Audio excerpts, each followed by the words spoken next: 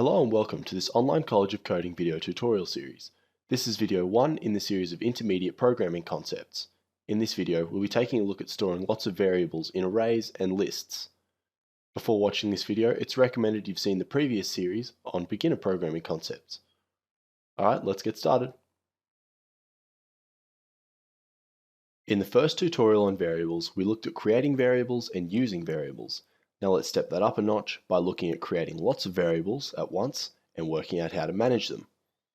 Let's say we're creating a game with a lot of items. They could be bricks, obstacles, jellyfish, enemies, or even just numbers. Let's say we wanted to have 20 obstacles. I guess we could create 20 variables, which would do the job, but imagine typing and naming all those. No thanks.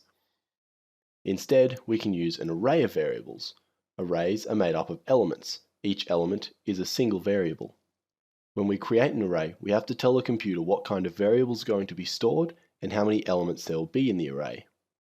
We now only have to type a tiny bit more than if we were creating a single variable, and we've got a whole array of variables. But what if we didn't know how many enemies we wanted to have in our array? How do we cater for that? Well, we would need some sort of array that didn't need to know how many elements to have. And this is usually called a list. When we create a list, all we need to do is specify what kind of variable will be held in it, then we can add and remove items from the list. But surely we want to do more than just store all this data in the arrays and lists and then just let it sit there, right? How do we use the information of a single element of the list? We need access operators to access and use our data.